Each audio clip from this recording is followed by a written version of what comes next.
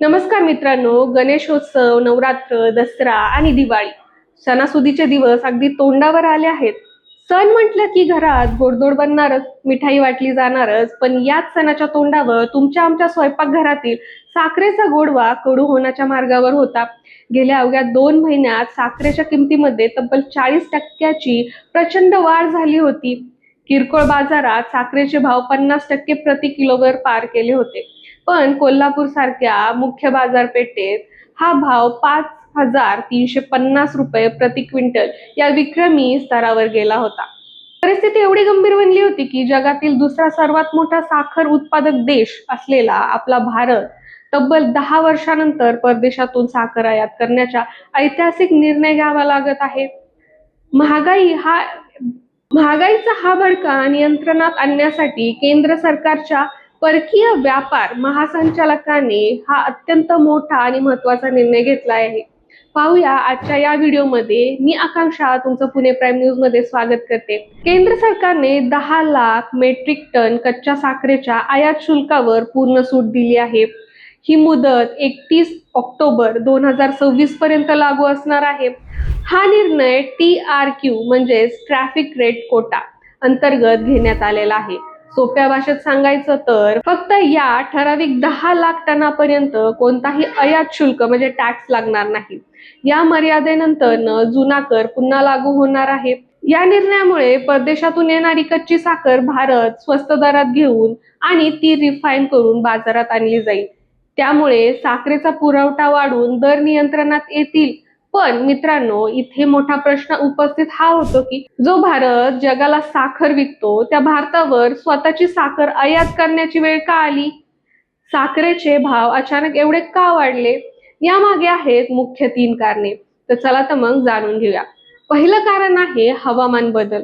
गेल्या हंगामात काही साखर उत्पादक राज्यांमध्ये म्हणजे महाराष्ट्र आणि कर्नाटक मध्ये पावसाचे प्रमाण अनियमित राहिले, ज्यामुळे ऊस उत्पादनावर मोठा परिणाम झाला आणि देशांतर्गत साखरेचा साठा घटला.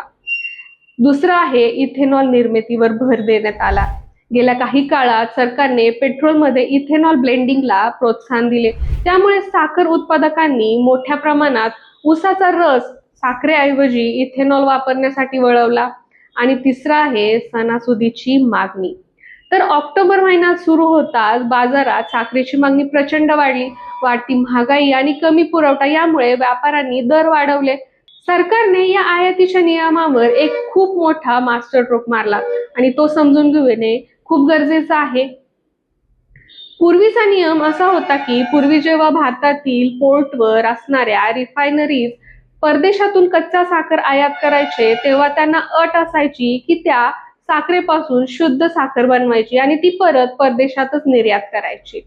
आता सरकारने त्यात काय बदल केले आहे तर सरकारने स्पष्ट अट घातली आहे की आयात केलेल्या कच्च्या साखरेपासून तयार केलेली सर्व शुद्ध साखर ही केवळ आणि केवळ भारतातच देशांतर्गत बाजारपेठात विकली पाहिजे.